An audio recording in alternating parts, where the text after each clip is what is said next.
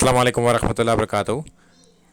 ایک سوال اکثر پوچھا جاتا ہے کہ امام کے پیچھے ہاتھ میں موبائل یا مصحف یعنی کہ قرآن حکیم اٹھا کر امام کے پیچھے ہم امام کی تلاوت کو سن سکتے ہیں کہ امام صاحب جو پڑھ رہے ہیں اسے ہم دیکھیں کہ ہاں یہ بات صحیح پڑھ رہے ہیں، وہ کیا ایسا کر سکتے ہیں یا نہیں؟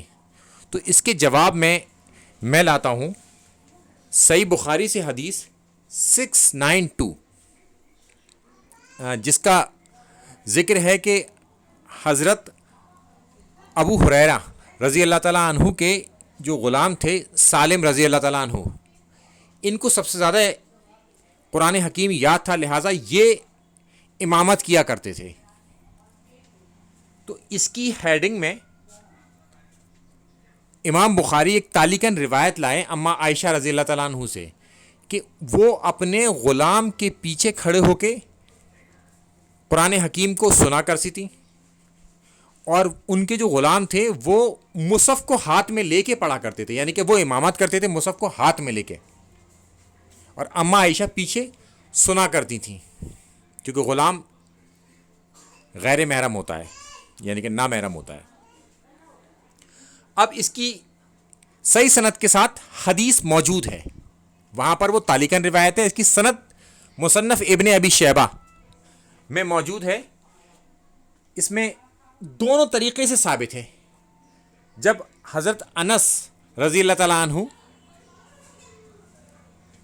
قرآن حکیم کو سنایا کرتے تھے تو ان کے پیچھے ان کے غلام مصحف کو ہاتھ میں اٹھا کر، یعنی قرآن حکیم کو ہاتھ میں اٹھا کر سنا کرتے تھے، اگر ان سے کوئی غلطی ہو جاتی تھی تو وہ انہیں بتاتے تھے، یعنی کہ موبائل کا یا مصحف کا ہاتھ میں اٹھانا ثابت ہو گیا مقتدی کے لیے، اور امام کو وہ لقمہ بھی دے سکتا ہے۔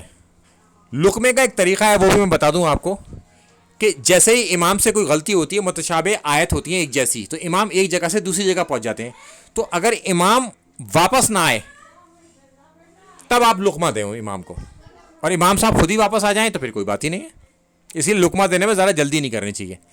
ایک بات۔ دوسری بات، اب وہ تعلیقاً روایت جو امام بخاری لائے ہیں 692 کے ہیڈنگ میں، اس کی سند مصنف ابن ابی شیبہ میں یہ موجود ہے، جو اس میں نیچے والی حدیث ہے جو آپ کے ڈسپلے پر آ رہی ہے، کہ اما عائشہ کو ان کے غلام قرآن حکیم کو سنایا کرتے تھے اور وہ اپنے ہاتھ میں مصحف اٹھا کر سنایا کرتے تھے، یعنی کہ جب وہ نماز پڑھتے تھے، یعنی کہ امام مصحف اٹھا کر امامت کر سکتا ہے، وہ دیکھ کر پڑھتے تھے اور اما عائشہ سنتی تھیں پیچھے۔ تو یہ دونوں طریقے سے ثابت ہو گیا، امام بھی اٹھا سکتے ہیں، مقتدی بھی اٹھا سکتا ہے، تو یہ دونوں کے لیے ہے۔ اور اس بات کا یہ حل ہے کہ یعنی کہ ہم یہ کہہ سکتے ہیں کہ موبائل کو بھی اٹھایا جا سکتا ہے، مگر فلائٹ موڈ پہ کر لیں اسے، اور اس میں میسیجز نہ چیک کریں۔ اس بات کا ضرور خیال رکھیں، جس پرپس سے اٹھایا ہے وہی پرپس، ورنہ نماز نہیں ہوگی اگر آپ نے چیٹنگ یا دوسرے کام کرنے شروع کر دیے اس کے اندر، تو ٹھیک ہے، یہ اپنے لیے آدمی خود ذمہ دار ہوگا۔ اب میں ایک چٹکلا سناتا ہوں آپ کو فقہ حنفیہ کا،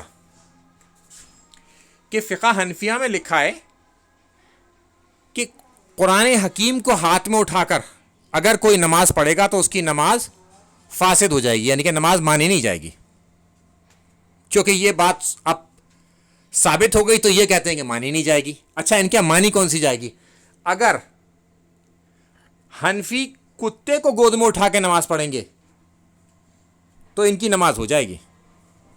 بس کرنا کیا ہے کہ کتے کے بچے کا منہ باندھنا ہے، ڈائپر نہیں پہنانا۔ یہاں پر ڈائپر پہنانے کے لیے انہوں نے نہیں کہا، اگر کتے کے بچے کا پیشاب یا پخانہ نکل گیا تو پھر کیسے نماز ہوگی؟ اور کتے کو ہاتھ میں لے کے یا گود میں لے کے نماز پڑھنا، بس ان کی عقل پر ماتم کرنے کا دل چاہتا ہے۔